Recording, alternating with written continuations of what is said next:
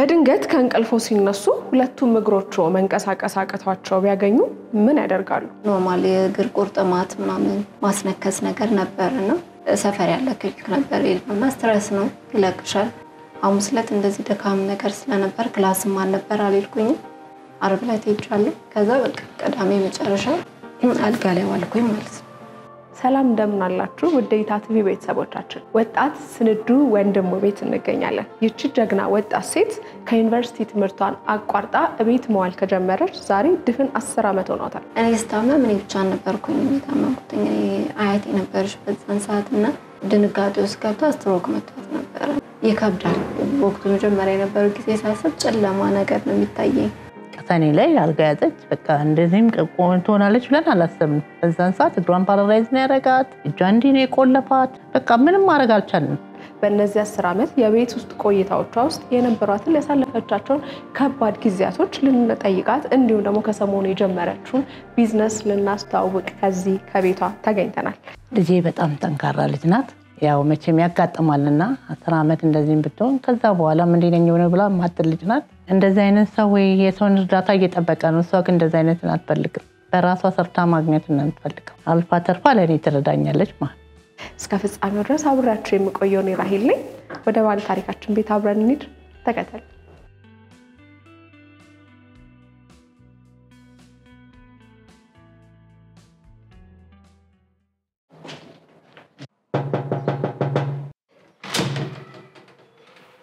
እንዴት ነው? ሰላም ነው? እግዚአብሔር ይመስገን። እንዴት ነው? ሰላም ነን። እግዚአብሔር ይመስገን። ሰላም ነው። እግዚአብሔር ይመስገን። እንዴት ነሽ? ሰላም ነሽ? እግዚአብሔር ይመስገን። ሰላም ነው? ደህና ነኝ። እንዴት ነሽ? እግዚአብሔር ይመስገን። ይቀመጣ። እሺ ሰላም ነው ወይ? ሁሉ ሰላም አለ? እግዚአብሔር ይመስገን። እንግዲህ የኢታ ቤተሰቦቻችን ኢንትሮ ላይ እንደተናገርኩት እንግዲህ 10 ዓመት ቤት ማሳለፍ ቀላል አይደለምና በጽናት በትግስትሽ በብርታትሽ በተለያዩ ጊዜ በመስጀመራቸው የመጀመሪያ ማቋረጥ የሥራ ልምዶችሽ ብዙ ነገር ልናገኝ ነው እንግዲህ ደጅሽ ድረስ የመጣ ነው። የኢታ ቤተሰቦቻችን ካንቺ ብዙ ነገር ያውቃሉ ይማራሉ ብለን ተስፋ እናደርጋለን። እንግዲህ ሶስና ማነች የሚለው ነገር የኢታ ቤተሰቦቻችን እንዲያውቁ እስቲ ካንቺ አንደበት እንታወቅ። ራስሽ አስታውቂኝ። ሶስና ወንድሙ እባላለሁ። የ28 ዓመት ወጣት ጎበዝ። እንግዲህ 28 ዓመት ወይም የወጣትነት ጊዜሽን ቤት ውስጥ ማሳለፍ ቀላል ነገር አይደለም። የምንሮጥበት አዲስ ነገር በቃ ከህይወት ጋር የምንጋፈጥበት ጊዜ ነውና አንዳንዴ ደግሞ ህይወት እንዳሰብነው ሳይሆንልን ሲቀር በቃ በራሷ ከነገሮች የምንዘጋይበት ነገር አለ። ግን በአንዱ ብንዘጋይ ደግሞ በሌላ ነገር ደግሞ የምንጠቀመው ነገር ይኖራል። ስለዚህ አካልሽ ነው አንቺ ቤት የሆነው እንጂ ባይምሮች በሐሳብሽ በቢዝነስ አይዲያዎችሽ ለርቀሽ ሄድሻልና ዛሬ እሱንም ልምድሽን ለመካፈል ነው የመጣነው። እንግዲህ ሶስና እስቲ የተወለደች አደገች ከልጅነትሽን ጀምር ወደ ወጣትነትሽ አሁን ካለሽበት ከመጀመራችን በፊት ከትውልድሽን ጀምር። ተወልጄ ያደግኩት እዚሁ አዲስ አበባ ቄራ አካባቢ ነው። እድገቴ እንደማንኛውም ልጅ እንደሚያድገው ነው ያደግኩት። ያሳደጉኝ እናቴና አያቴ ናቸው። ያትሽ ከመጥልነሽ ደስታው ልጅ በጥሩ ሁኔታ ነው ያሳደጉኝ። ደስ የሚል ጊዜ ነበር የልጅነት። ወንድም እህት የለኝም። እናቴ ብቸኛ ልጅ ነች። ብቸኛ ልጅ ነሽ። ደስ ይላል። እንግዲህ ብቸኛ ልጅ እንደመሆንሽ አያት ቤት እንደማደግሽ ብዙ ያ ሁሉም በኑሮ ላይፍ ስታይሉ አሪፍ የሚባል ትኩረት ስለሚጣልብሽ በደንብ ነው ትኩረት ያገኘሽ አደግሽው ብዬ አስባለሁ። ከዛ ልጅነትሽ ከፍ ያለ ሲመጣ ሃይ ስኩል ላይ የነበረሽ ቆይታ ኤሌመንተሪ አስታውሽ? ጥሩ የትምህርት ጊዜ ነበር የነበረኝ። እስከ 10ኛ ክፍል አንድ ትምህርት ቤት የተማርኩት አፄ ዜራቆብ የሚባል ትምህርት ቤት። ከዛ ደግሞ እስከ 12 ኤስኤስ ከፍተኛ ውስጥ ነበር የጨረስኩት። ትምህርት ቤት ቆይታዬ ጥሩ ጓደኞች አሉኝ ምናምን፣ ግን ብዙም አክቲቭ ያልሆነች ዝምተኛ ልጅ ዝምተኛው ልጅ ነበር። ብዙም አስተማሪ ራስ በደንብ የማያውቃትና እንደዛ አይነት ነበረ። ከዛ ጥሩ ጊዜ አሳልፌያለሁ በትምህርት ቤት። መልካም። እንግዲህ ትልቁ ትሬኒንግ የሆነ እንትን ነገሮች አዳዲስ ነገር የተፈጸሙት ዩኒቨርሲቲ ነው እንደነገርሽኝ ከሆነና እስቲ ዩኒቨርሲቲ ያስደረሰሽ ከዛ ከቤተሰብ ተለይቶ መሄዱ ራሱን የቻለ ነገር አለ ያስደረሰሽ? ምን ለማጥናት አሰብሽ? ወደ ዩኒቨርሲቲ የመግቢያ ጊዜሽ አስታውሽኝ። እኔ እዚህ ነበር የነበርኩት የግል ኮሌጅ ነበር 2007 ላይ ሜዲኮ ባዮሜዲካል ነርሲንግ ማር ነበረ 6 ወር በዛ አይነት ያህል ጊዜ አሳልፌያለሁኝ ኮሌጅ ላይ ከዛ በኋላ ነው ነገሮች የተቀየሩት ለ6 ወር ያህል ነበር የተማርሽው 6 ወር ያህል ተማርኩኝ መጋቢት ወር ላይ ምናምን ነው ያቆምኩት ኦኬ አሁን ወደ ዋናው እኛም በደንብ ትምህርት ልናገኝበት ወደምንችለው ጥያቄ ስገባ 6 ወር ሙሉ እስከ 6 ወር ድረስ በህይወትሽ በቃ ማንኛውም አይነት ወጣት ሴት ሚኖራት ተስፋ ህልም ዩኒቨርሲቲ መግባት ነርሲንግ ምናምን ደግሞ አጋጣሚ ደግሞ የትምህርቱም አይነት ማከም ይሄ ከህክምናም ጋር የተገናኘ ነውና ምክንያቱም ይኖርሻል እንግዲህ መርጠሽ ነው የገባሽው አይደለም ለህክምናው ቅርብ ነበርሽ ፍላጎት ነበርሽ ስለዚህ ልክ 6 ወር በኋላ በህይወትሽ ያጋጠመሽ ነገር ያ ነገር ከመከሰቱ ማለት እንዴት ነበር መጀመሪያ ምልክት ነበረ ወይ በልጅነትሽ ምናምን እንደው ዝም ብሎ በአንድ ጀምር በአንድ ለሊት የሆነ ነገር ነው ወይ እሱን እስቲ ወደ ኋላ መለስልሽ አስተሽ ምልክቶች ነበሩት 10ኛ ክፍል ያለው ማትሪክ እየቀረበ ያለ እንደዚህ ኖርማል የእግር ቁርጥማት ምናምን ማስነከስ ነገር ነበርና ሰፈር ያለ ክሊኒክ ነበር እና ስትረስ ነው ይለቅሻል ፈተናም እየደረሰ ስለነበረ ፈተናው ማስጨንቆሽ ይሆናል የሚል ነገር ነበር የነበረው መድኃኒቶች ወሰድኩኝ ከዛ ድጋሚ 12ኛ ክፍል ስጀምር መስከረም አካባቢ ላይ እንጂ ማበጥ ምናምን ጀመረ ግሬንም እንደዛው ያመኝ ነበር ከዛ እንዲሁ በመድኃኒቶቹ የተለያዩ ሐኪም ቤት የሽንት ቧንቧ ኢንፌክሽን ነው እንደዚህ ነው ምናምን እየተባለ አለፈ በማትሪክ ሲደርስ በጣም ነበር ፈተና ሄጄ ስመጣ እንትን እያልኩ ነበር አሞኝ ነበር የተፈተንኩት የ12 አዎ ከዛ አለፈ ያ ነገርም በራሱ ሰዓት እንደዚሁ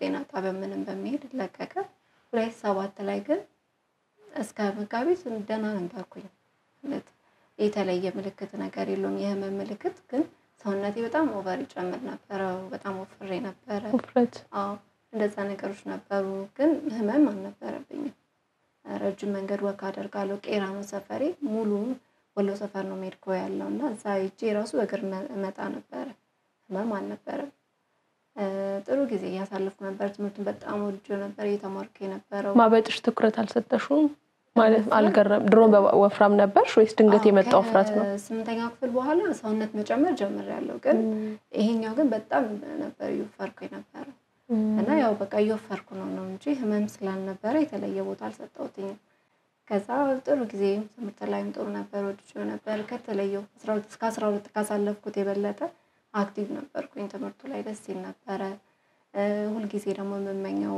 የኪነ ጥበብ ውስጥ የመግባት ሬዲዮ ፕሮግራም ላይ ጋዜጠኝነት ምናምን በጣም ፍላጎት ነበርኝ ከልጅነቴና አጋጣሚ አንድ የሬዲዮ ድራማ ሰርቼ ነበር በሁለት ሳምንት ነው የታመምኩት ሬዲዮ ድራማ በተላለፈ ሁለት ሳምንት ውስጥ ጥሩ ጊዜ ነበር እዛም ያሰሩኝ ሰዎች ምን የሚል ድራማ ላይ በስራት ኤፍኤም ላይ ነበር ፕሮግራም ነበር ሰውትን ፕሮግራሙ ነገር ግን አጭር አንድ ክፍል የምትሄድ ድራማ ነበረችና ቤተሰብ አያውቅም ነበር ቢያሳን ራሱ አላቆም ዝም ብዬ ተሳፍሬ 6 ቁጥር ባስኛ ካለች ትሄዳለች ወደ ፒያሳ ምናምን ስለሚባል በሱ ሄጄ ጠያቄ ምናምን ነው ስቱዲዮ ራሱ እዛ ድራማውን የተቀረጽኩትኝና ጥሩ ነበረ ድምጽሽም ጥሩ ነው ምናምን በሚል ከነሱ ጋር ሬዲዮ ፕሮግራም ራሱ እንትገቢያለሽ እንሰራለን ምናምን የሚል ወሬ ነበረ በዛ ሰዓት ከዛ ድንገት የመድካም ነገር ፈተና ነበረ የመጨረሻ 6 ወር ጨርሰን ሴሚስተር ሌሎች ኮርሶችን ልንጀምር የመጨረሻ ፈተናዎች ላይ ነበር የነበርነው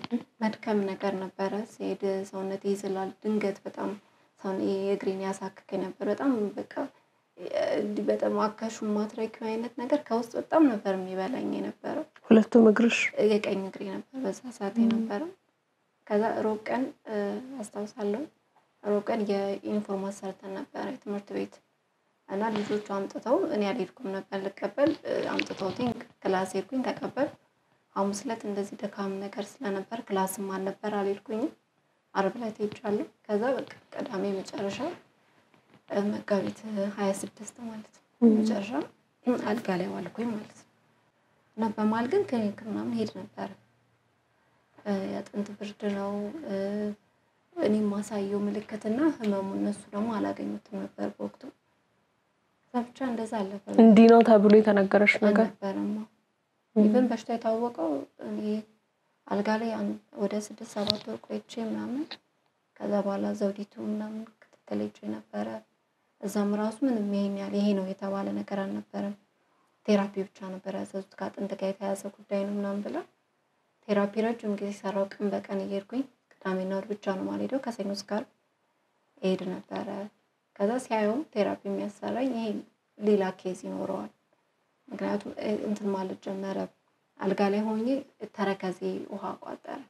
እንደ ቤድ ሰው ነገር ነውና ረጅም ጊዜ ስለተኛውበት ነው መሰለኝ ያንን ቁስል ሲፈጥር እግሬን አጥፌ ነበር የምተኛው። ያኛው ጅማቶችን የጉልበቴ ስር ደረቀ ማለት ነውና እሱን ነበር ያስተዋሉትኝ እነሱና ለሱ ቴራፒ ነበር የታዘዘው። እና ያንን ለማስለቀቅ ፍል ውሃ ራሱ ታዞልኝ እንደዛው ከዘውዲቱ በደንብ ነበር የሚለፋው ቴራፒ የሚያሰራኝ። ግን መልሶ እዛው ለውጥ አያመጣም። በኋላ ላይ ወደ ግል ሆስፒታል ላከኝ። እዚህ ምንም የሚሰጡሽ ነገር ሊኖር አይችልም ብሎ እዛ ሄድኩኝ። ኤምአርአይ ተነሳ። ሐኪሙ ደግሞ ወደ ሌላ ክሊኒክ ላከኝ። ትልቅ ዶክተር አሉ ዶክተር ጉታ እንዲያዩትኝ አጋጣሚ እሳቸው አልነበሩም። ኤምአርአይ ሲታይ ከጀርባ ቁስለት ነው የሚያሳየው። ነርቭሽ ላይ ቆስሏል እና እንትን ብሏል እና ሰርጀሪ የሚደረግ ከሆነ እስቲ ኒውሮ ሰርጀሪ ይሽ ምናምን ተብሎ ታየው። ኒውሮ ሰርጀሪ አይቶ እንትን ከዚህ በኋላ ጊዜው አልፎበታል ብናረገው ወይ መናገራችን ወይ ሙሉ ለሙሉ ፓራላይዝ ትሆኛለሽ የሚል ነገር አለኝና ያኔ እግሬ ብቻ ነበር እንትን የሚለው እጄ ደህና ነበረ ሁለቱም። እንደዛ ሲነግረኝ ድንጋጤ ውስጥ ገብቼ ድጋሚ ወደ 8 ወር ምናምን አልጋ ላይ ያሳለፍኩኝ። በጣም ከባድ ጊዜ እና ከዛ ጊዜ በኋላ እጄ የቀኝ እጄ መስራት አቆመ። አሁን በደንብ ማንቀሳቀስ ይችላል።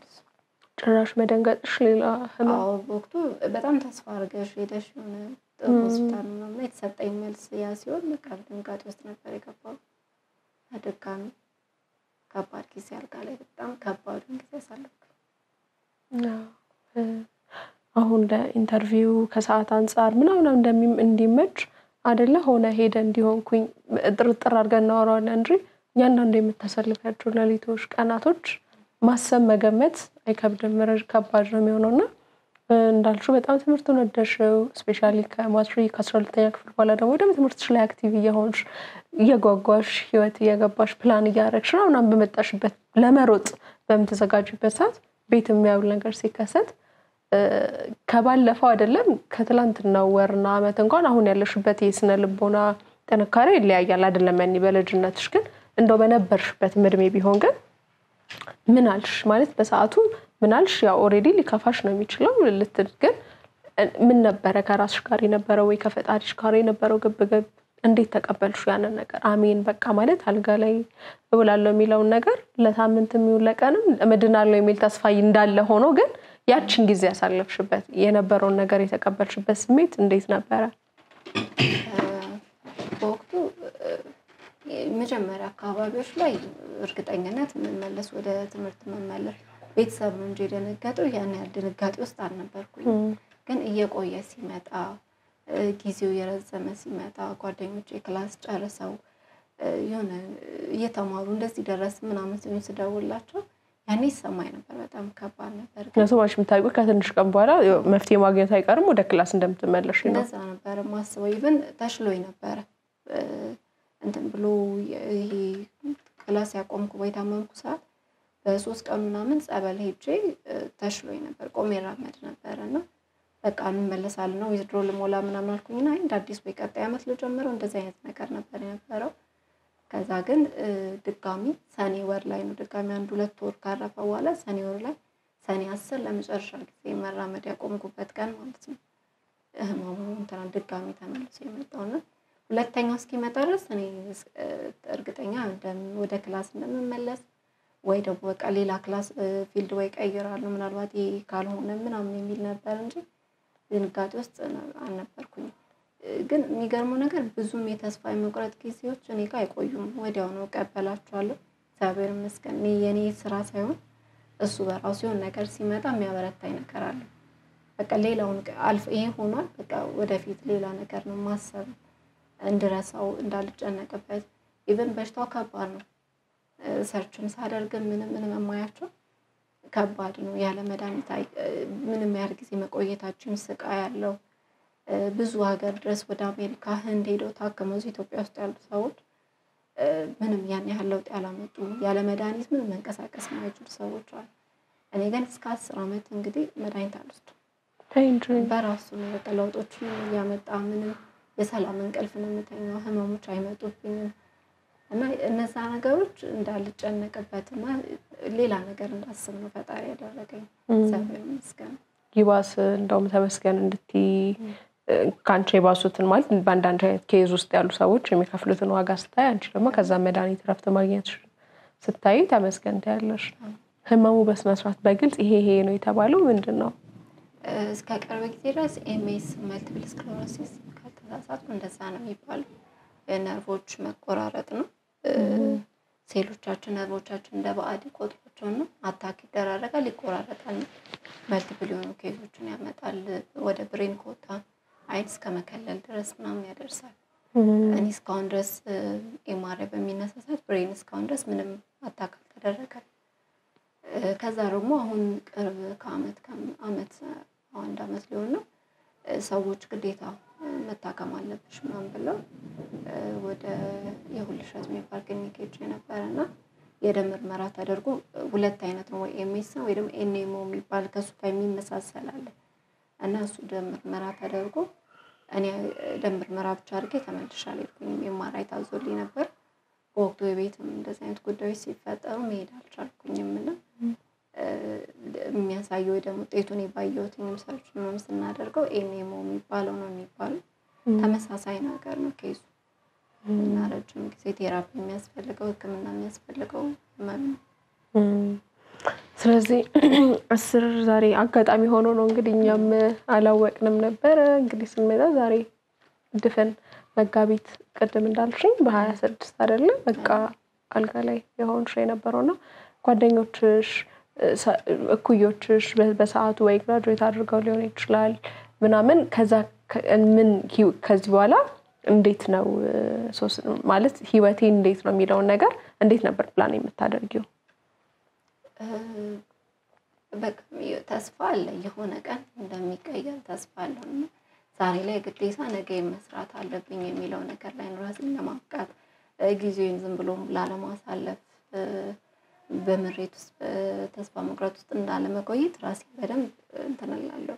ለሱም እግዚአብሔር ይመስገን እሱም ይረዳኛል በደንብ ጓደኞቼንም አገኛቸዋለሁ ተመረዋል ጨርሰው ያገቡ የወለዱም አሉና ለኔ ደስ የሚለኝ ሁሌም የነሱ ስኬት ነገም የኔ እንደሚሆን አምናለሁ እግዚአብሔር ሲፈቅድ እንደዛ አሳልፋለሁ። በጣም ደስ የሚል ስነልቦና ጥንካሬ ነው እንዲያውቅ ያነሳው ሰው ራሱን አሞት የሆነ እንቅፋት መጥቶት አማሮ በቃ ህይወት እንዲህ ነው ምናምን ፋሽን ለተደረገበት ዘመን አሁን ተስፋ መቁረጥ እንደነዚህ አይነት ሰዎችን እያሰስን የምናቀርበው የምንሰራው አንድ ሰው እንኳን እነዚህ አይነት የዚህ አመስጋኝ የሆነውን በፈተና ውስጥ ያለ እግዚአብሔር ይመስገን የሚልን ሰው ሲሰሙ ወደው ልቦናቸው መለስ እንዲሉ ራሳቸውን እንዲያዩ አመስጋኝ እንዲሆኑ ስለሚያደርግ ነውና አሁን እንደምታዩ በጣም ህይወት በሶሻል ሚዲያ ውስጥ በመናየው በብርቅርቅ ነገር ሰው ራሱን ከዛ ነገር ጋር የሚያፎካክርበት ራሱን የሚጠላበት እንትናማ ተመርቶታል እኔ ነኝ እንትናማ ስራ አግኝቷል እኔ ነኝ እንትናማ ግብቷል የሚባልበት ጊዜ ነውና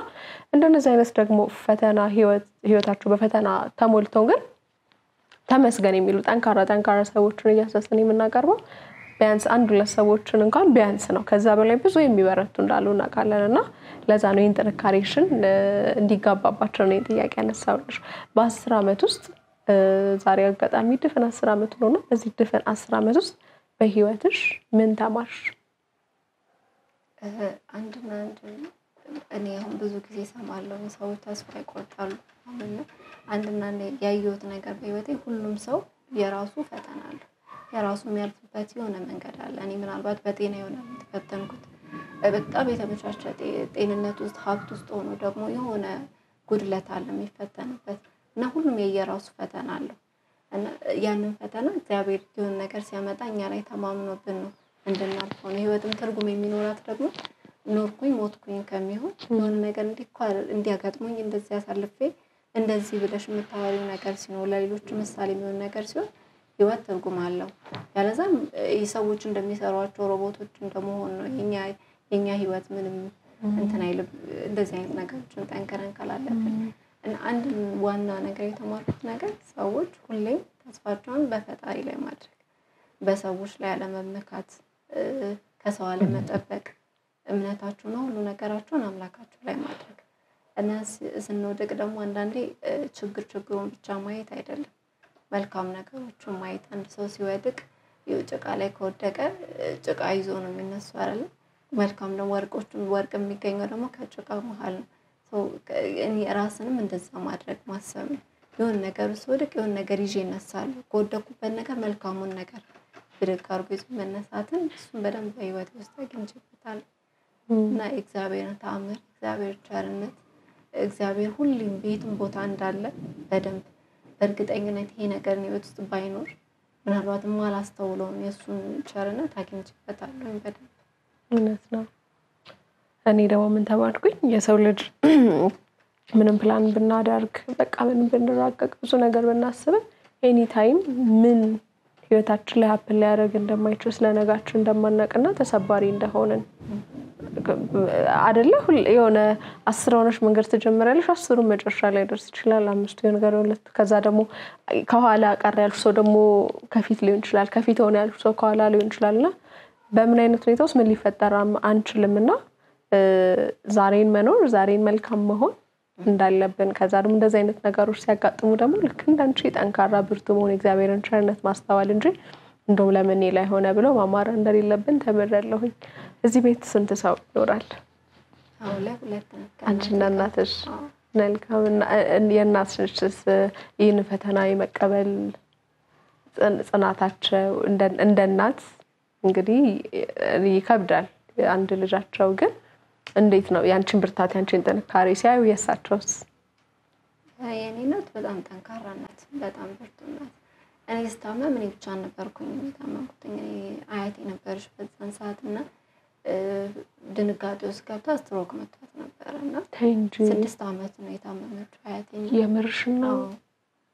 እኔ በታመምኩ በ6-7 ወር ልዩነት እሷም ታመመች እና ያንን ሁላ ነበር ተሸክማ ብቻዋን የምታስታምመውና እኔንም አያቴንም እናቷንም በደንብ ነበር የምታስታምመውና ይከብዳል። ወቅቱ መጀመሪያ የነበረው ጊዜ ሳስብ ጨለማ ነገር ነው የሚታየኝ። 2 ሰው አልጋ ላይ ተኝቶ ከባድ ጊዜ ነበርና ያን ሁሉ በትዕግስት አልፈዋለች። አንድም ቀን ግን እንደ ደከማት አሳይታ አታውቅም። ሰዎቿን ብትጠይቂ እሷን እንዴት ናቸው ምናምን ብትጠይቅ እግዚአብሔር ይመስገን ሁሌ በቃ አንቺ ደህና ናቸው ነው የምትይው ነው የምትባል። አንድ ቀን አታማረር እና የሷ ጥንካሬ የሷን ፈገግታን ሁሌ ማየት የሷን ተስፋ ለመቁረጥ ማየት እኔን ያበረታኛል እና በጣም ብርቱ እና ጠንካራ ናት። ሰላም እንደምን አሉ? እግዚአብሔር ይመስገን ሰላም ነው አለሁኝ። እግዚአብሔር ይመስገን። እንግዲህ እቺ መሰለሽ ጠንካራ ልጅ አድርሰዋል። ሰው እንግዲህ በአካልም እንደዚህ ቢሆንም በመንፈሷ ህሊናዋ ጠንካራ ነች። ወደ ስራዎቹ ስለጀመረቻቸው ስለምሰራቸው የፈጠራ ስራዎች እናነሳለን። ግን እንታወቅ መጀመሪያ እርሶ ማን ይባላሉ? እኔ ይሽመቤት እባላለሁ። የሶስትና እናት ነኝ። ልጄ በጣም ጠንካራ ልጅ ናት። ከልጅነቷም ጀምሮ ተማሪም ሆና ያው መቼም ያጋጥማልና 10 አመት እንደዚህም ብትሆን ከዛ በኋላ ምን እንደነኝ ሆነ ብላ ማጥል ልጅ ናት። ይኸው አንዱን ስትል አንዱን ትላለች። በጣም ጠንካራ ናት። እግዚአብሔር ያጠነከራት ልጅ ናት።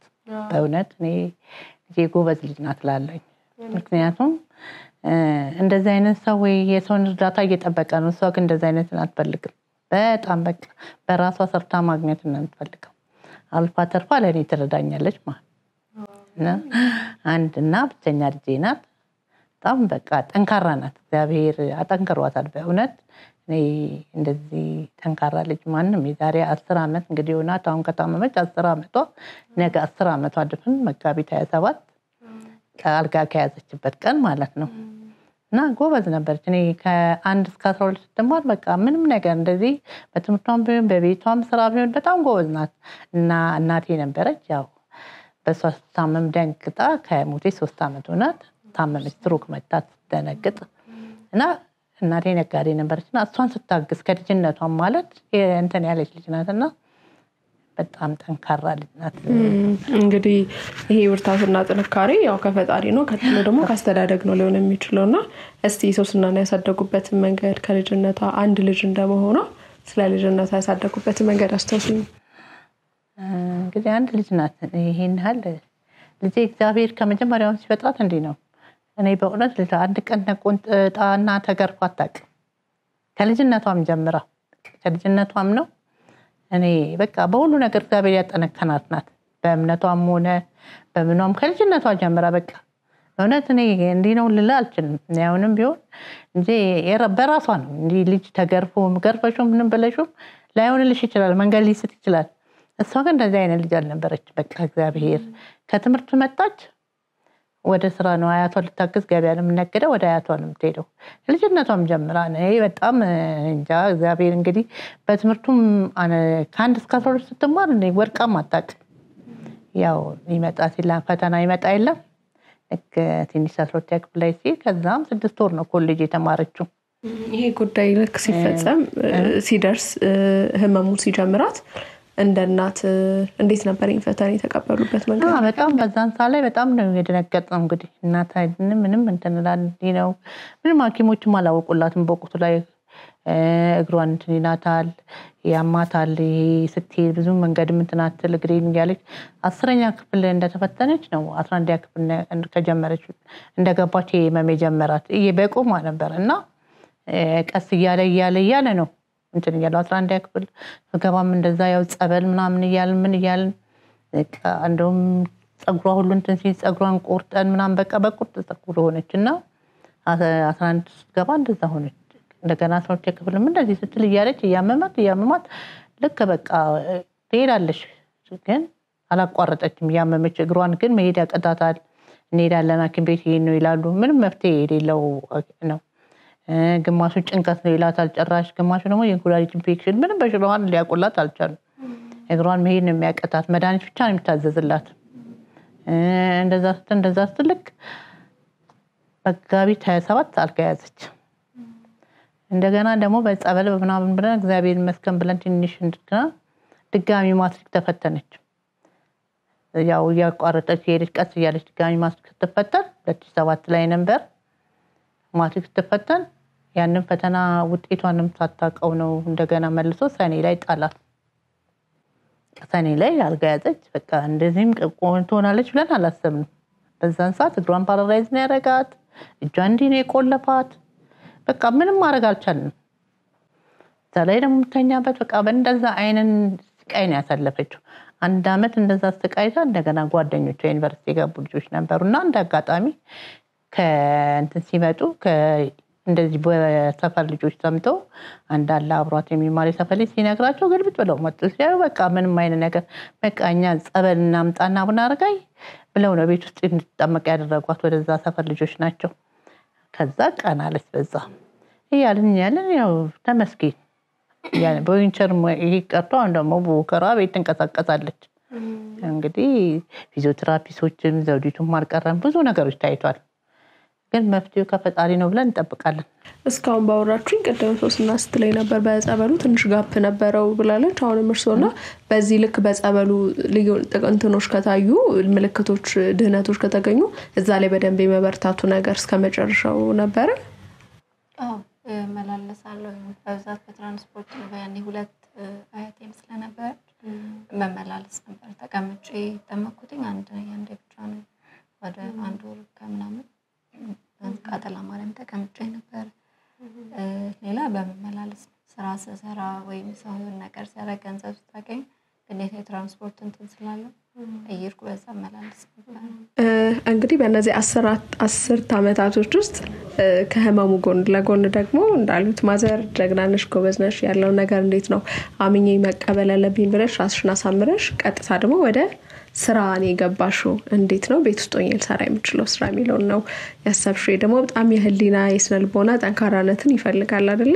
እንደዛ አይመጣምና ለዛም ነው እርሶንም የቀላቀልኩት የጋበዝኩት ኢንተርቪው ላይ እንዴት አድርገው ቢያሳድጓት ነው እንዴ ጠንካራ ጎበዝ ፈተና የምትቀበል ልጅ የማታማርር የሆነችው የሚለው ለማንሳት ነው እርሶ እንዲነግሩንና ወደ ስራዎችሽ ስንገባ በመጀመሪያ ምንድነው እንደ ቢዝነስ ያሰብሽ የነበረው የመጀመሪያ በቃ ኢንካም ገንዘብ ማግኛ ስራ ይሆንሽ ምን ነበር ከመጀመሪያው ጀምረሽ?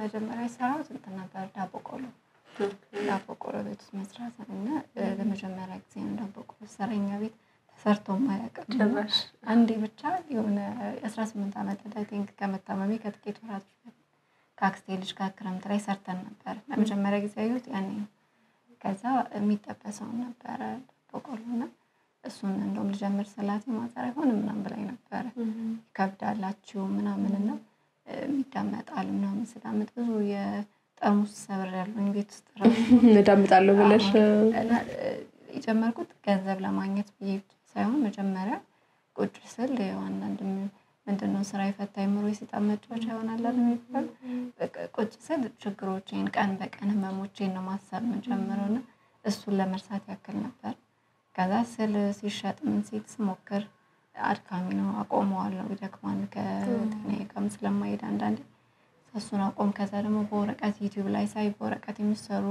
አበባዎች ምናምን እነሱን መስራት ጀመርኩ ከዛ ስራ ደግሞ ጀመርኩኝ ኪሮሽ ዩቲዩብ ላይ በማየት ኪሮሽ መያዝ አልችልም ነበር በስፋት ራስ መጀመሪያ ጊዜ በዩቲዩብ ነበር ያየው ኮፍያዎችን የልጆችን ቀሚስ ሰራሽ ነበር ቀሚስ ሰርቼ ሸጫለሁኝ ሻርፖች ኮፍያ ምናምን ሰራ ነበር ከዛ ደግሞ ብዙ ሰዓት እንደዚህ እጄ ላይ ስለሚያመኝ አቆመዋለሁኝ ወዲያው በኋላ ላይ ግን የኬክ ስራ በጣም ደስ ይለኛል ቪዲዮም ሳይ በብዛት ማየው እሱ ነበር ዩቲዩብ ላይ ከዛ መሞከር ጀመርኩ መጀመሪያ ኩኪስ ነበር ኩኪስ ላይ ለዳት ምናምን ሰዎች ሲያዙ ከዛ ካፕ ኬክ ምናምን እያልኩኝ ኬክ ጀመርኩኝ ማለት ነው ሰዎች ያዙሻል አሁን በቤተሰብ የሚያቅሰው ምናምን ነበር ረጅም ጊዜ ያዘኝ ነበር እንደዛ ነበር እስካሁን ያሉትን የነገርሽኝን ስትጀምሪ ቀላል አይደለም ኪሮሽ ዳቦ ቆሎ ብዙ የወረቀቱ ስራ ምናምንና አንቺ በፈቃድሽ ነው የምትተዩ ወይስ የምር ዴማንዱም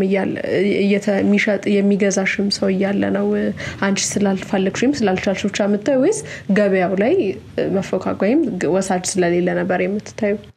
ዋናው ገበያው ነበር በፊት ዝም ብሎ ለማሞከር ነበር ጂፕሰንም ሰርቻለሁ ያው ማስቀመጫ በጂፕሰን ምናምንና የመሞከር ፍላጎት በጣም ስለነበረኝ ነው በኋላ ላይ ግን ግዴታ ገቢ ማግኘት ነበረብኝ ማዘርም ስራ ቆመች ምናምንና እኔም ደግሞ ማስበው ህልሞቼን ማምጣት ጀመሩ ሀሳቦቼ ነገር ላይ ማሳካት መፈልጋቸው ነገሮች እግዚአብሔር ቢፈቅድና ብኖር ማድረግ መፈልጋቸው ነገሮች አሉና ለነሱ ግዴታ መስራት አለብኝ ግዴታ ደግሞ ዋናው ደግሞ ያስገደደኝ ደግሞ ከቤት ለመውጣት ቤተክርስቲያን ለመሄድ በተለይ ግዴታ የትራንስፖርት ያስፈልገኛልና እንደው አንድ ስራ እንኳን ብሰራ በወር አንዴ መሄድ ብችል በሚለው ነበር እነዛ ስራዎች ምሰራውና ግን ገበያ አልነበረም ያው አጠገብሽ ያለ ሰው ጥቂት ጊዜ ገዛሻል ደጋግሞ አይገዛም በኋላ ላይ መጨረሻ ከሁለት ዓመት በፊት ላይ ቲንክ እንደዛ ዳይሬክተር ሙዚቃ ክላስ ጀምሬ ነበርና እሱ ጋር የተማርኩኝ ከዛ ሰፈር ውስጥ ትንሽ የሱቅ ነገር ተከራየን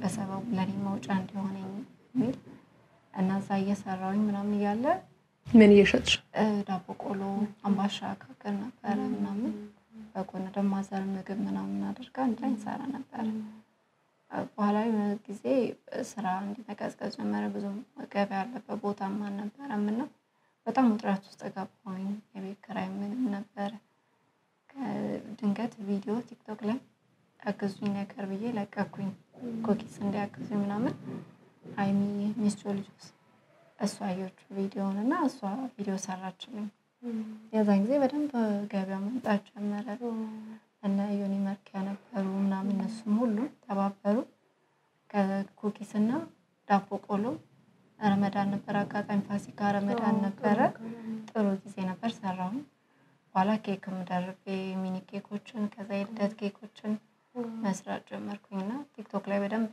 መታወቅ ሲጀምር ገበያው መሳናል መምጣት ጀመረ ደስ ይላል ለበጎ ሆነ ማለት እስካሁን የጠራሻቸው ነገሮች በሙሉ እኮ ሙያ ናቸው አይደለ ባለሙያ ሆንሽ እንደዚህ ባይሆን ኖሮ እርግጠኛ ነኝ እነዚህ ነገሮች ቶሎ ቶሎ መልመዴ መማርን ትንሽ ላይ ነው ወይ ሌላ ስራ ላይ ቋሚ የሆነ ነገር ላይ ነው የምትሆኚውና አሁን ከብዙ ነገሮች ባለሙያ ሆነሻል አይደለ የእጅ ሙያ የሚጠይቁ ነገሮች ከኪሮሽ እስከ ዳቦ ሁሉ ነገሮች ይለሻል ታዲያ የኬኩ ገበያ ምን ደረሰ ጥሩ ነበር ጥሩ እየሄደ ነበረ ሰራ ነበረ በተለይ ቄራ እያለሁ አሁን ሰፈር ለውጥ ከማድረጋችን በፊት በደንብ ሰራ ነበረ።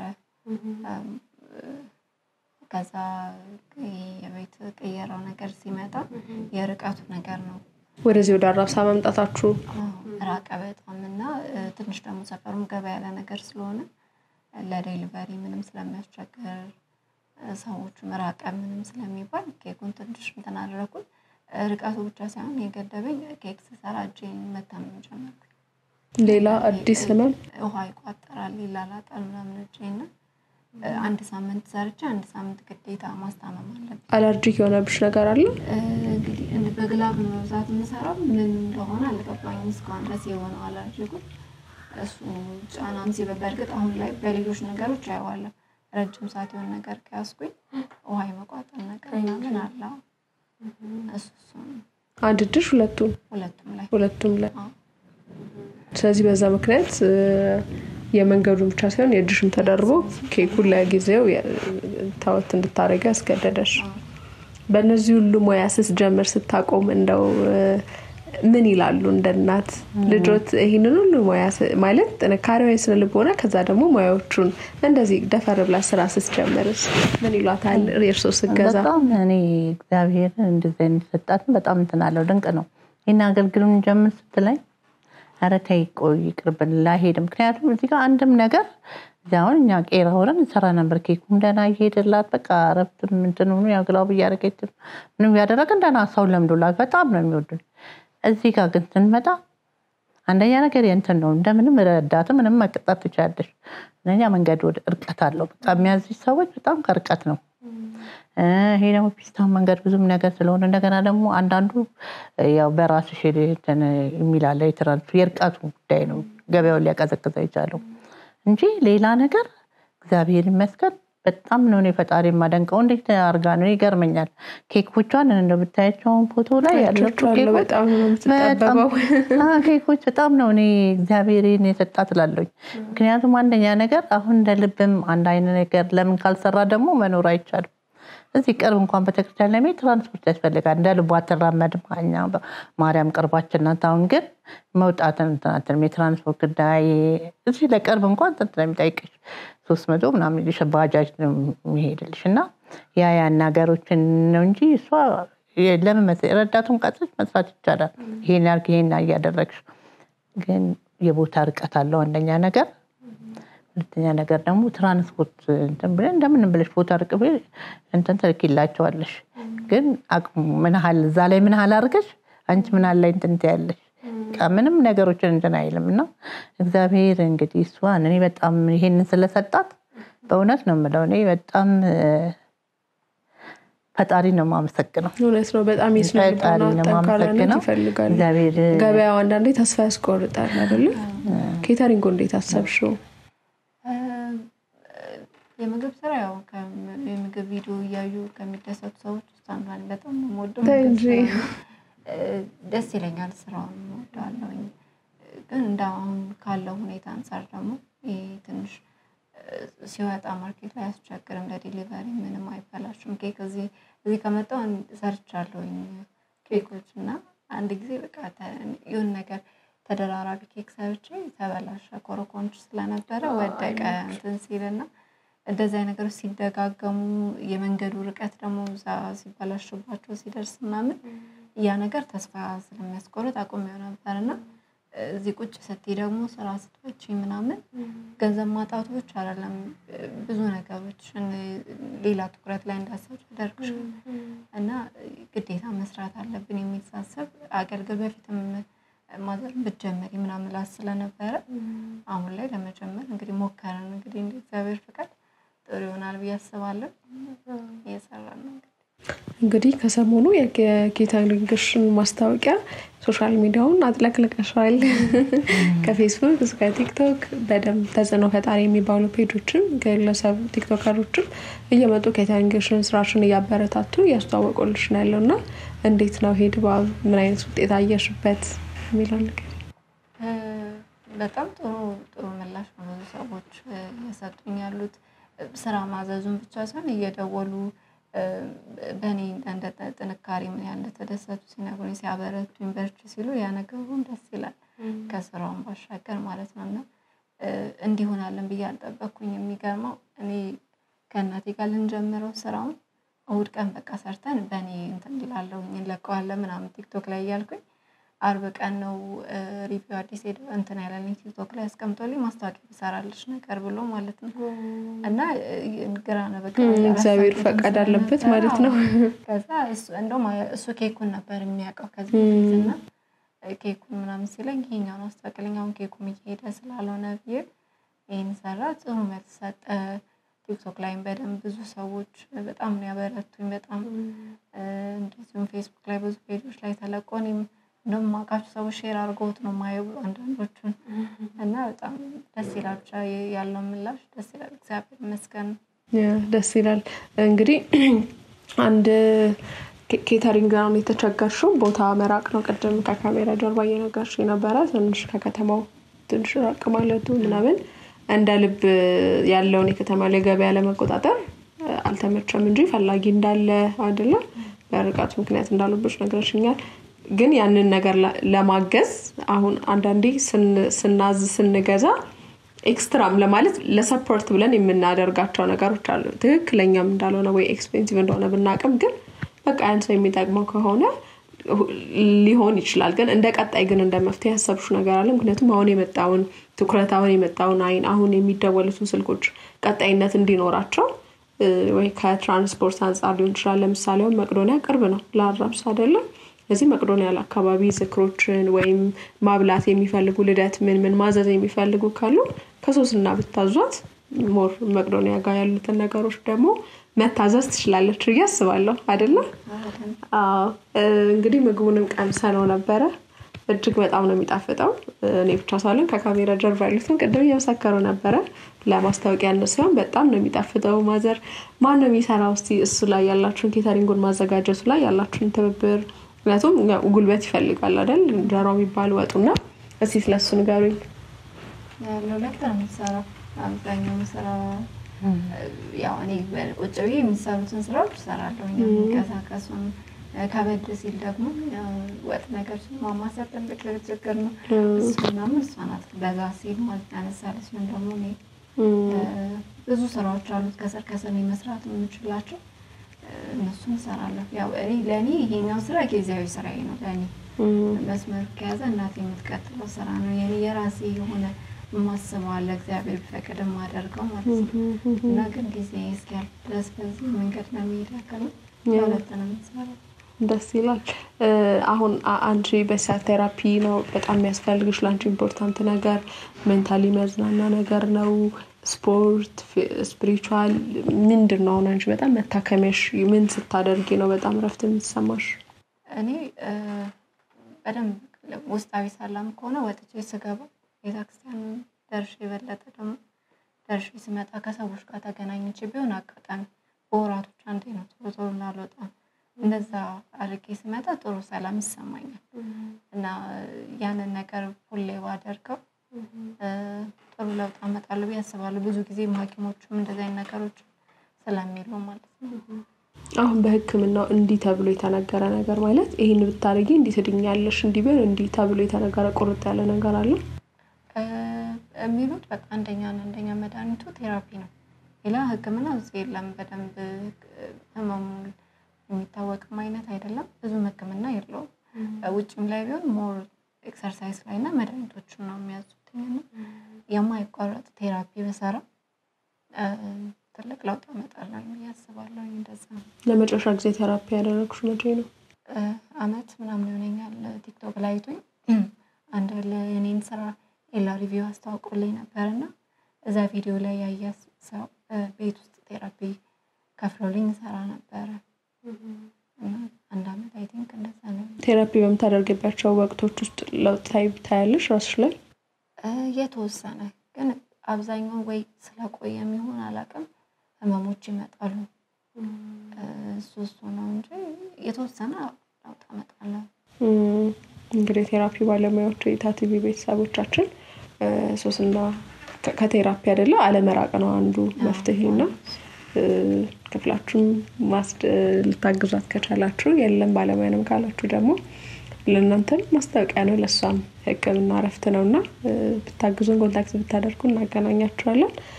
ከዛ በመቀጠል ምን ታስባለሽ? ኦፍ ኮርስ ህልም አይነገርም ይባላል፣ ግን እንደ በደፈናው ግን ፕላኖችሽ ወይ በሶሻል ሚዲያ ሊሆን ይችላል በኬተሪንግም ሊሆን ይችላል እንዳጠቃላይ ፕላን የምታደርጋቸው ቢሆንልኝ የምታያቸው ነገሮች ኔክስት ምንድነው? ብዙ ማሰባቸው ነገሮች አሉ። እግዚአብሔር ከፈቀደ ከኖርን ባደርጋቸው የምመኛቸው ትልልቅ ህልሞች አሉ እንደ እግዚአብሔር ፍቃድ። ብዙ አሁን እንዴት ነው ስራዎቼንም ስለቅ ሰዎችም ይሄን ስራ ሲያስተዋውቁ ብዙ ሰዎች እኔን ጥንካሬ እንደተማሩበት ምናምን ያን ያህል አስተማሪ ነው ብዬ አላስብም ነበር ለራሴና እንደዛ አይነት ሰዎች ላይ ጥሩ ነገር ካለ አንድ ተስፋ ለቆረጠ ሰው የሆነ መልስ መሆን አይነት ሰው ኮንኩኝ በሶሻል ሚዲያውን በደንብ መስራት ፈልጋለሁ። ትልቅ ህልም አለኝ ብዙ ማድረግ የምፈልጋቸው በካፌ ደረጃ ትልቅ ካፌ እዚህ ሊኖር ይችላል፣ ግን እኔ በማላውቀው ካፌ ላይ መጽሐፍት ካፌና እሱን መክፈት ትልቅ ህልም አለኝ። እንደዚህ አይነት ካፌዎች ላይ ወደፊት እግዚአብሔር ቢረዳኝ ደግሞ ኪነ ጥበቡ ላይ በደንብ በትልልቅ ፊልሞች ላይ ብሳተፍ ሀገራዊ የሆኑ ፊልሞች ላይ ዳይሬክቲንግ ወይ ፕሮዲዩስ እንግዲህ ባላፕቶም ሆኜ አንተ ጋር ፕሮዲዩስ ባደርግ ምናምን ወይ ዳይሬክቲንጉ ምንም በዛ መንገድ መምጣት ፈልጋለሁ። ይሆናል ይሳካል በእርግጠኝነት። በዚያ ያያዘው አይደል ማዘር ብዙ ነገሮች ላይ መሳካት። ግን አሁን ቀደም በድምጽ የሚያልችኝ ነበር ለሚዲያም ጥሩ ነው ካሉሽ በቮይስ ኦቨርም ሊሆን ይችላል ድምጽ ነው የሚፈልገው ባለሽበት ሆነሽ መስራት ይቻላልና እሱ ነገር በደንብ አስበሽበት? አዎ እንግዲህ ለመጀመሪያ ያሳኩኝ ነው። እግዚአብሔር እንግዲህ ፍቃዱ ከሆነ በቅርብ ጊዜ ቢሆን መንገድ መምጣት አይቀርም። ምክንያቱም እኔም ሳስበው መሆን ቤት ውስጥ ነው ማለት የሚያግድሽ ነገር የለም። እግዚአብሔር ፈቅዶ ባትዞሪ ባለሽበት ቦታ ድምጽሽን መሸጥ ድምጽሽን መጠቀም ትችያለሽ ብዬ አስባለሁኝ። የመጽሐፍ ወደ ኪነ ጥበብ ውስጥ እንግዲህ አንዱ መጽሐፍም ነውና ምናልባት ጽሁፍ ላይ ብርቱካንሽ እንደዚህ ብቻ ቤት ውስጥ ሆነሽ ደግሞ ወደ ኢንተርቴይንመንቱም ደግሞ ጠጋ ማለት በደንብ ትችያለሽ። እንግዲህ እናታችን ምናልባት መጨረሻ ላይ ማለት የሚፈልጉት ነገር ካለ በኬተሪንግ ሊሆን ይችላል ስለ ልጆትም ማለት የሚፈልጉት ነገር ካለ ድሎ ልስጦት። እንግዲህ እግዚአብሔር ሀሳቧን ያሳካላት ለማን እሱ ይተግብርላትና እንግዲህ የእግዚአብሔር ፍቃድ ነው ሁሉ ነገር። ያው ትልቅ ህልም አለኝ ትላለች እንግዲህ ያው እግዚአብሔር እሱ ይፈጽምላት። እውነት ነው። እስቲ ፍቅሩትን ግለጹላት ለልጆት። በጣም ነው የምወድሽ በጣም ነው እግዚአብሔር ጤናሽን ይመልስልሽ። በጣም ነው የምወድሽ በጣም ነው ማፍቀርሽ። ሶሲም አንቺም እንደዛ ለናትሽ እናት ትልቅ በርታቴ ናት እና ሁሌ ከኔ ጋር ስላለች ስለምታበረችኝ አንድም ቀን ሀዘኗን መከፋቷን ስላላሳየችኝና ምንም ነገር ጥንካሬ እንዲሆን ስላደረገችኝ በጣም ነው የማመሰግነው ነው። ሁሌ ለሷ እኔ እግዚአብሔር ፍቃዱ ከሆነ እምሮኝ እሷ ትልቅ ደስታ ያለውና ያ ነገር እንዲፈጸም ሁሌም ጸሎቴ ነው። እግዚአብሔር የሚጠይቀው እሱን ብቻ ነው። ኑሪልኝ እድሜ ጤና ይስጥሽ። ደስ ትላላችሁ እንግዲህ መቼም በክፉ ቀን ውስጥ በምንም ውስጥ የማትለይ እናት ነች አይደለ? ለልጅም እናት ለእናትም ልጅና ያንን ነገር ያያነባችሁ ናችሁ። ዓለም አማራሯ ጠንካራነቷ ከርሶ የመጣ ነው ብዬ አስባለሁ። ምክንያቱም እንደ እናት አንድ ልጆት ትንሽ ነገር ምንም ሲያማትም ሊከፋ ፈጣሪን ማማረር ምናምን ብዙ እናቶች ጋር ያለ ነገር ነውና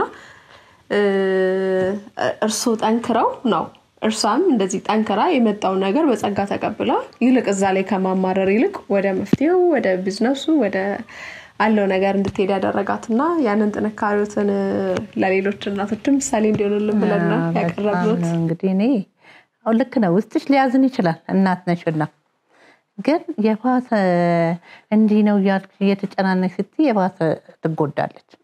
ግን የውስጥሽን ችለሽ በቃ እንደምትችል እኔ አሁን ስሰራ ምናምን ስትል እንደዚህ ያለ በቃ የምፈልገው ነገር የሚሄድ ማምጣት የሚችልበትን ቦታ ማለት እንደዛ ሄጄ ያው ውስጥ ሌላ ሰው የለም። እኔ ገበያም ሆነ የትም መርካቶም ሆነ የትም ያው የኬክ ግብአቶችንም ሆነ ያውን ለምንሰጥ እኔ የማመጣው ሌላም ያመጣኝ ለመርካቶ የሚሄድ ግብአቶች ምናምን እላለሁ። ምክንያቱም እዚህ ጋር ያለን ተረራተን ነው። በፊት እኛ ነበረን እኛ የኔ በማህበር ስራ ነበረኝ በልማት ምክንያት ፈርቷል። አሁን ስራ የለንም። ያው ቤት ነኝ ያለው ሰው ቤት ነኝ። አሁን ስራችን በልማት እንደ መኖሪያ ቤታችን ልማት ተጥቷል። አሁን እዚህ ጋር ስመጣኝ አሁን በልማት ነው የመጣነው። ግን እንደ መኖሪያ ቤቱም ሱቁም የማህበር ነበረን አንድ ላይ የምንሰራው ከእህቶቼ ጋር ፈረሰ። በቃ እሱም ኮሪደር ልማት ተባለ ፈረሰ። አሁን ቤት ላይ ነን ያለነው እና በጣም እግዚአብሔር ብቻ እየረዳን ነው። ለሁሉ ነገር ፈጣሪ ነው። ያለ ፈጣሪና ያለ እናቴ ድንግል ማርያም ባጠገባችን ማንም ነገር የለም። ግን ፈጣሪ ይረዳናል። ቸግሮንም ምንም አናቅም። ግን በጣም ጠንካራነት እንትን ትላለች። በቃ የሆነ ነገርም ቢሆን እኔ አሁን ቢደክመኝ ሜጂም ቢሆን እና እሷ እንዲሆን ይችላል። ለምን እንዲሰማትና እንዲከፋት አይፈልግም። ለምን እሷ ውስጧ ነፃ ሲሆን አውቀዋለሁኝ። አንድ ቦታ ሄደን ወጣን ወይ ከሰዎች ጋር ተጫውታ ምንም ስትል ወጣ ብለን እንዲህ በረንዳ ላይ እንኳን ወጣን ስመጣ የሆነ ነገር ይቀላታል። መውጣትን እንትን ትላለች። እግዚአብሔር ነው ይሄ ሁሉ ነገር ያደረገውና እኔ ልጄ በጣም ጠንካራነት እንዲሆን አሁንም ደግሞ ፈጣሪ እንደሚምራትና ቆማ እንደምትሄድ በሱ ኃይል አውቃለሁ። አውቃለሁኝና ያው አላገጣጠም ብሎ ነው። ፊዚዮቴራፒ ሰዎች ብዙዎች ይኖራሉ። ብዙም ከሷ እንትን ያለ የዳነ ሰው እኔ የማውቀው ሰው አለ። ግን እንደዚህ አይነት ተመሳሳይ እንደዚህ ተመሳሳይ እንደውም እንደዚህ እየሄደች ሰው እንደዛ ነው እንደምትሄድ ልጅ እሷ ትሄድበት የነበረበት ቦታ ላይ ሄዳ የዩኒቨርሲቲ ትምህርት አቋርጣ ምናምን ነው የመጣችው። የኔ አክስቴ ልጅ ሰፈር ናት እና የእሷን አይታ በቃ እዛ እንድትሄድ እንትን አለቻት። እሷ ጀምራ ነበርና የትራንስፖርት ምርቀት ያለው ቄራ እያለን ነው። በጣም እናቴም ስለነበረች ሁለት ሰው እንትን ስላላልን አቋረጥ ነው። በእንደዛ ነው ሄዳ ቆማ ስራ የጀመረች ልጅ አለች። በጣም ይገርማል። በቃ ሁለት ሶስት ሰው ድኗል እንዳጋጣሚ ሆኖ። ግን ያ ነገር ወይ ቀጥላበት ብትሄድ ኖሮ አንድ መፍትሄ አለው። አንድ ቦታ ስትሄጂ እንደውም ዋጋውን ደህና ነው ያላት የከፈልነው። የእሷን በጣም እንትን ያለው እሷ 40,000 50,000 የሚቀበልበትን ዋጋ አውርዶ ነበር እኛ የከፈልነው። ግን ትራንስፖርት መመላለስ ከባድ ነው። ሰዓቱ ይረፍዳል። እዛ ወደ ጋርመንት አካባቢ ነበር። እዛ እስከምንደርስ በዛ ላይ አቋርጥ ነው ሆነ ባና ቆራርጠውና ዝም ብሎ ቀጣይ ፊዚዮቴራፒስቶች ቢተናል አሉ ብዙዎች እኮ ያገጣጥምሽም እንጂ እንደዛ አይነት ብታገኝ እኔ ቃልኝ ፈጣሪ እሱ ተጨምሮበት ቆማ እንደምትሄድ አምናለሁ። የፈጣሪ ስራ ነው ማለት ነው። እና እግዚአብሔር ለዚህም ላደረሳት በዊንቸር ነበር የምትንቀሳቀሰው። በዊንቸር ነበረ ለብዙ ጊዜ በኋላ ነው አሁን ነው ወከር ነበረ። ግን አትይዘውም ነበር። አሁን በቅርብ ጊዜ ነው ወከር መያዝ ያጀመረችው እንጂ በዊንቸር ነበር የምትንቀሳቀሰው። እግዚአብሔር ስለዚህ እሱም አንድ ለውጥ ነው ማለት ነው። በጣም እንደ ያው ዊንቸሩን እንደውም እኛ ቃጢላ ማርያም የአንድ ወር የተቀመጠች ጊዜ በሱ ነው። እኔ እንደውም አልተቀመጥኩም አብሬ እናቴም ስለነበረች ሌላ ሰው ከሰዎች ጋር ነበር የተቀመጠችው። በኋላ ላይ ግን ከ2 ዓመት ምናምን ይሆናል እንደዚህ ወከሩን ከጀመረች በኋላ እኔ አንዳንዴ ዳዊት ድሬምስ ጋር ገብታ ነበር ስልጠናው እና አብሬያት ሄድ ነበር እና እችላለሁ ብላ በቃ ትችላለህ እንደሚለው እችላለሁ ብላ አንድ ዙር 38ኛው ላይ ዙር ላይ ነበር። በዛ በወከር ጀመረች። ከዛ በኋላ ዊንቸር ላይ ተቀምጣ ማጣቅ ይሄና አይሽ እንትናት ማይምሮን እንትን ሲል ለውጥና አሁን ፊዚዮቴራፒ ሲሆን እንደምትል ከእግዚአብሔር ጋር እንደምትልና እንደምቆም አውቃለሁ። እንዴ ስለዚህ ከዊልቸር ወደ ማቆሚያ መያዣው የመጣሹ ሜንታሊ እችላለሁ ብለሽ ለራስሽ ስታሳምኝ ነው ባንዴ ያቆምሽው? እፈራው ነበር። እጠቀማለሁ ግን እንደዚህ ትንሽ ለመሄድ ምናምን እፈራው ነበር። ያኔ እዛም በነበረው ነገር ወጣም ስለነበረ ጥሩ ጊዜ ማገኝ ነበርና በዛ ሰዓት ያንን ተናፍኩኝ። በቃ ይበቃል ዊልቸር በቂ ነው። ከዚህ በላይ ካገለገለ ስለዚህ ወከር ነበር ቤት ውስጥ በሱ መንቀሳቀስ ጀመርኩ። አሁን 2 ዓመት አለፈኝ። እንዴ በጣም የሚገርም ብላ በቃ አይምሮዋን እንትን አለችን። ዋው በጣም ይገርማል። ማለት አንደኛ አንቺ ጥንካሬ እንደዛ ብለሽ መወሰንሽ፣ ሁለተኛ ደግሞ ያመረም አይምሮ ላይ ነገሮች እንደሚያልቁ ማሳያ ነው። ዋናው እሱ ነው እኮ የሚያበረታሽ ምንም ይልሻል። የምታስቢው ሀሳብ ያነሳሻልም ይገልሻልም እና ዋና ያንቺ ሀሳብሽ አመለካከትሽ ነገሮች የምታይበት መንገድ ነው። እንደው ምናልባት ያው ቅድም እንዳልኩት ነው የሰው ተሰባሪ መሆኑን እኔ በበኩሌ ተምሬበታለሁ እንዳልኩት ቀድሞውኑ ያው የልጅነት ወቅትም ቢሆን ልብ አለ ማለት ምናምን ወይ አካል ጉዳተኞች ሊሆን ይችላል እገዛ የሚፈልጉ ሰዎች እንደዚህ ምናምን ስታይ የነበረሽ አመለካከትና አሁን አንቺ እንደዚህ የሰው እገዛ ሲያስፈልግሽ ለመራመድ ወጥቶ ለመግባት ምናምን እንዴት ነው በፊት የነበረሽና አሁን ያለው ወይስ ደግሞ እንደ ሀገሩ የከተማ ላይ ታዘብሽም ነገር ካለ በዚህ ላይ መሰራት አለበት ይሄንን ታዝበለው በኔ ላይ ሄደርሳል የምትዩ ነገር አለ? እንግዲህ ይሄ መምከም አጋጣሚ በፊት አካል የአካል ጉዳት ያለባቸው ማብረኝ የተማሩ ልጆች ምናምን አሉና የተለየ እንትን የለኝም ነበረ። ግን አሁን ላይ እንደውም እላለሁ ይሄ መሬቱን ራሱ እንትን አውቀዋለሁ በደንብ እላቸዋለሁ ባላንሱን ራሱ ከፍታና ዝቅታ ድሮ ኖርማል ሄዴ ነበረው አሁን ባላንስ መጠበቅ ስላለብኝ ያያለውኝና እያንዳንዷ ነገር የሆነ ቦታ ስቴጅ በተለይ ዊልቸር ላይ ያለው የነበረ ጊዜ የዊልቸር መግቢያ በቃ መስራት ስላለባቸው የሰሩ ሰዎች አሉ አንዳንድ ቦታ ጭራሽ የሌለበት አንዳንዱ ደግሞ በቃ መሰራት ስላለበት ብቻ ለማይሆን በጭራሽ ማትሄጂበት አይነት ነገር አለ። በተለይ አሁን ብቻውን አንድ አካል ጉዳተኛ ወጥቶ መንቀሳቀስ አይችልም። በተለይ ዊልቸር ላይ ያለ ሰው ይከብደዋል ብቻውን ለመንቀሳቀስ ግዴታ እገዛ ያስፈልጋል። ያ ነገሮች ላይ ብዙ ጊዜ አይቻለሁኝ።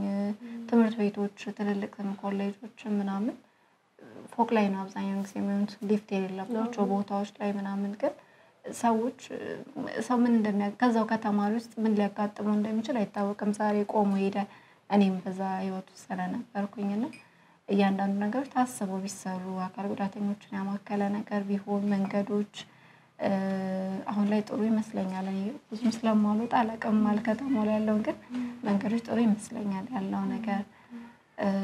አሁን የህዝብ ትራንስፖርቶች ላይ ሁሉ ግዴታ አካል ጉዳተኛ ያለበት ሰው ግዴታ የግል ትራንስፖርት ነው የሚጠቀመው ማለት ነው። በተለይ ድንገት የሆነ ሰው ከቀድሞ የነበረ ሰው በሆነ በለማደን በምንም በዊልቸር ይንቀሳቀሳል ግን ህመም ላይ ያለ ሰው ገና እየታመመ እየዳነ ያለ ሰው ላይ ግን ይከብዳልና የህዝብ ትራንስፖርቶች ላይ አካል ጉዳተኞችን ያማከለ ነገር ቢኖር መልካም ነው ያስባለሁ። መልካም ከፕላኖቹ ውስጥም አንዱ እንግዲህ እንደዚህ አይነት ነገሮች ላይ በደንብ ሰራለሽ ብዬ ተስፋ አደርጋለሁ። አንዳንዴ ውጪ ሆነን ስናዝንና እኛ የዛ ገፈት ቀማሽ ማለት ያ ነገርኛ ላይ ደርሶ ስናይ ይሄን ነገር ቆይ እንዲያረጋዋለሁኝ የምታቸው ነገሮች አሉና ከፕላንሽ ውስጥም ይሆናል እንግዲህ እኛም ቤቶች ድረስ መተን ምግብሽን ሙያሽን ቀምሰን ለይታ ቤተሰቦቻችን ምስክር ሆነናል። በእውነት በጣም ነው የሚጣፍጠው። እዛዟት አንድ ማገዝ ነው ሁለተኛ ደግሞ የምርም የሚጣፍጥ ቀድም እያለችኝ ነበር ማንሳት እንችላለን አንዱ እውነታም ስለሆነ ከካሜራ ጀርባን የነገርሽኝ ግን እኔ ይዋቁት አንዳንዴ አገልግሎት ሲሰሩ በትክክል የወጣቸው አይነት እንጂ በሚታዘዘው የሰው ቁጥር ልክ የእንጀራ ቁጥር ሊሆንም ይችላል ላይሆንም ይሆናልም ሌላ ቦታ አይደለም ሶስና ጋብቻ ነው ማለትም አይደለም ሌላ ግን የመሆንም ያለመሆንም እድል አላቸው እንደ ሶስና ኬተሪንግ ግን ስም አለው ልዩ ነው። እሺ ሶስና ልዩ ኬተሪንግ ግን ያንዳንዱ ትዕዛዝ በትዕዛዙ ልክ የእንጀራው መጠን እንደምታርጊ ነግረሽኝ ነበር ለኔ ነገርሽኝ እና የተናገርኩት አንቺ እንኳን ሚዲያ ላይ ግን በደንብ ነገራቸው እስቲ ኬተሪንግሽ ላይ የተመረገው ነገር ካለ ከጣዕሙም ካሰራሩም ያለው ነገር እንግዲህ ለየት የሚያደርገው አንደኛ በእናቶች መሰራቱ እናቶች መኖሩ እናቴም በብዛት ስለምትሰራው እንደዛ ነገር ነው። ጥሩ ነገሮች ጥራት ያላቸው ነገሮች ለማድረስ እንሞክራለን። ገና ጅማሬ ላይ ብንሆንም ብዙ ማሻሻል ቢኖርብንም ግን ጥሩ ነገር ለማድረስ የቤት ምግብ ለሰዎች የግዢ ሳይመስላቸው የቤት ሆኖ ተሰምቷቸው እንዲበሉ ያንን ለማድረግ ነው እንግዲህ ትልቁ እቅዳችን ነው። እና የሚያልኩትን አውቀድም በደንብ የእንጀራውም ቁጥር ከተዛዛቸው ልክ እኩል ሙሉ እንደምታደርግ ያደርግ ልክ ነው የሚሆነው የእንጀራው መጠን የወጡ መጠን በትክክል ለዛ ሰው እንዲዳረስ በብዛት እስካሁንም ከሰራውትኝ ከ15 ሰው ተብሎ ከ15 ሰው በላይ መሸኘት የሚችል ነው የሚሆነው በደንብ በትክክል ነገር ስለሚሰራ ማለት ነው። ልዩ ኬተሪንግ ጋር መትረፍረፍ ነው ያለው እንጂ ግድ የለም ባዘዛችሁት ሰው በጠራችሁት እንግዶቻችሁን ሳታፍሩ ትሸኙበታላችሁ ማለት ነው አይደለ? ብዙ ጊዜ ኬተሪንግ ነገር ከጣም ቀጥሎ ሁሉንም ሰው እንግዳውን ሸፍኖ ያስተናግዳል ወይ ደግሞ ወይ ወጥ ድርቀት ይኖራል አንዳንዴ መጠንና እነዚህ ነገሮች ሁሉ ያሟላ ነውና ልዩ ኬተሪንግን በታዟት እሷን ታግዛላችሁ እንጀግናና ታግዛላችሁ እንዲሁም እንግዶቻችሁን የጣፈጠ ምግብ አብልታችሁ ያለ ሰቀቀን ተትረፍርፈው ይሸኛሉ ማለት ነው። እንግዲህ ቆንጆ ጊዜ ነበረን እስካሁን ድረስ ለይታት ቤተሰቦቻችን ቀላል ነገር ካንቺ አላገኙም። ጽናትን፣ ብርታትን፣ ጥንካሬን፣ አለማማረርን፣ ጀግናነትን አይተዋልና ብዙ ወጣቶችን ፕሮግራም ስለሚያዩ መጨረሻ ላይ ግን አንቺ ይሄንን ሳልል መዝጋት አልፈልግም ማመሰግነው አካል አለ ማስተላልፈው መልእክት አለ ካልሽ ድል ልስጥሽ። በቅድሚያ እንግዲህ እግዚአብሔር ይመስገን ሁሉን ያደረጋለክ። እኔ ዛሬ 10 ዓመት ሰዎች ታኝቼ ያዩኝ ቀን በቃ በከቤተሰብ ራስ ካለፈ በኋላ የነገሩኝ ሰዎች አሉ።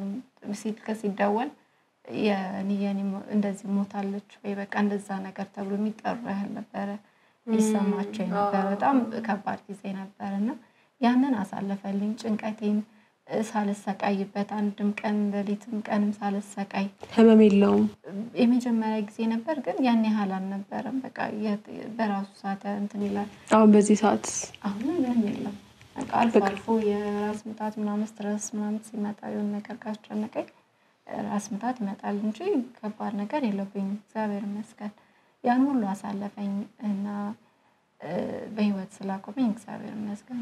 ሁሌም ደግሞ ከኔ ጎን ሆኖ ሰፖርት የሚያደርጉኝ ሰዎች ስራዬን የሚያስተዋውቁልኝ እና ሃይሚ ኤላ ሪቪው በጣም ሪቪው አዲስ ሁሌ ከኔ ጋር ናቸውና ትልልቅ ደግሞ ሚዲያዎችም አሉ የመንግስት ሚዲያ እንደ ኢቢሲ ስራዎችን ሰፖርት ያደርጉኛል። መስሪያ ማሽን እስከማምጣት ድረስ ነው ያደረጉልኝ እርዳታና ሁሉም ከኔ ጋር ስላለ በኔ በኩል የሚለቀቁ ቪዲዮዎች ላይ ሁሌ ጥሩ ነገር ለሚሰጡኝ ደንበኞቼ ከልብ አመሰግናለሁ። እና አንድ ነገር የምለው ምንም ነገር በህይወታችሁ ውስጥ ሊገጥም ይችላል ግን ሁሉም ነገር ኃላፊ ነው። የማያልፍ ነገር የለም። ዛሬ ላይ የሆነ ነገር ገጠመኝ ብሎ ተስፋ ተቆርጦ ሰው ወዳልሆነ መንገድ የራሱን ውሳኔ ቢወስን እሱም ይረሳል። እንደ ችግሩ ያልፍና ይረሳል የአንድ ሰሞን ነው። እሱ ግን ይቀራል ከብዙ ህልሞቹ ማረግ ካለበት እግዚአብሔር እዚህ ምድር ላይ እንዲያደርግ ብሎ ከላከው ነገር ሁላ ሸሽቶ ሁለት ሞት ነው የሚሆንበት የምድርም የሰማይምና ብዙ ነገሮች ያጋጥማሉ። ሰው ካልደረሰበት አይረዳም። በርግጥ ግን የሆነ ነገር ሲያጋጥማችሁ ፊታችሁ ወደ ሰው ሳይሆን ወደ ፈጣሪ አዙሩ። ሰው የራሱ ሐሳብ አለበት የራሱን ችግር አለበትና እኛ በፈለግነው ልክ እኛ ጎን ላይ ይገኛልን ይችላል። ስለዚህ አንተማመን በሰው በእግዚአብሔር የሆነ ነገር ሲጨንቀን ወደ ምናምንበት የትኛውም ሃይማኖት ላይ ያለ ሰው ወደ እምነቱ እና በምንም መንገድ ተስፋ አትቁረጡ። ሁሉም ኃላፊ ነው። ሁሉም የሚያልፍ ነገር ነው። እኛም እናመሰግናለን። እንግዲህ እዚህ ድረስ መተኔን ቆንጆ ጊዜ አብረን ስላሳለፍን ከእናትሽ ጋር ከልብ እናመሰግናለን። አሁን ነው ቀና ስለያዩአቸውና እነዛን የድርሻዎች አንቺ የሰራሽው ታውት አይደለ? ዋው በጣም ነው ያመመሩት። ስለዚህ አሁን ቢታዘዝ የለም እሰራለሁ ግን ትንሽ ያስቸግራል ለመላክ ምናምን እንጂ እሰራለሁ። ኦኬ ሰዎች ግን ራሳቸው በቃ እንፈልጋለን ይሄ ነገር እንፈልጋለን ካሉሽ ግን የታ ቤተሰቦቻችን ሰሪላችሁ። መልካም እንግዲህ እኛም ከልብ እናመሰግናለን። እንግዲህ ቆንጆ ቆይታ ነበረን እስካሁን ድረስ ከልብ እናመሰግናለን። ምናልባት አንቺ ማግኘት የሚፈልጉ ካሉ የቲክቶክ አካውንትሽን ወይ አንቺ ሊያገኙ የሚችሉበትን ነገር መናገር ትችላለሽ። በስልክ ቁጥሬ ማግኘት ይችላሉ። የትኛውም ኦርደር ሲኖራቸው 0934 41 25 11 ላይ መደወል ቴሌግራም ላይ መልእክት ቢያስቀምጡልኝ ያለው ቲክቶክ አካውንት አለን ልዩ ስዊት ፉድ ይላል። ልዩ ስዊት ፉድ እዛ ላይ ማግኘት ይችላሉ።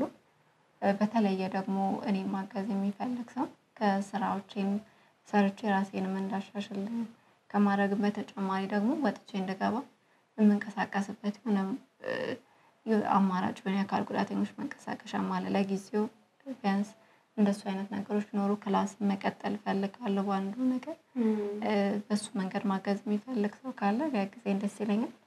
እናንተም ስለመጣችሁ ስላክብራችሁ እሷ ጋር አንድ ነገር እናገኛለን ብላችሁ ስለመጣችሁ ከልብ አመሰግናለሁ። ፈጣሪ ያክብርልኝ።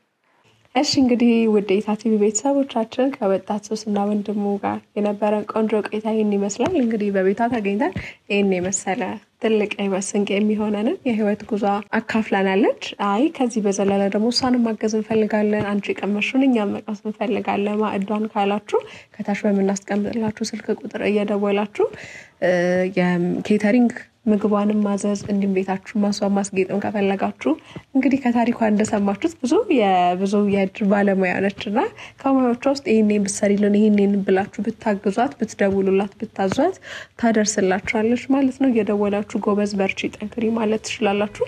እስከ ፍጻሜው ድረስ አብራችሁ የቆየሁት ፕሮግራሙን አዘጋጅቼ ያቀረብኩላችሁ እኔ ራሄል ኃይሉ ነኝ። በሌላ ጊዜ በሌላ እንግዳ እስክንገናኝ ድረስ ቸር ቆዩ።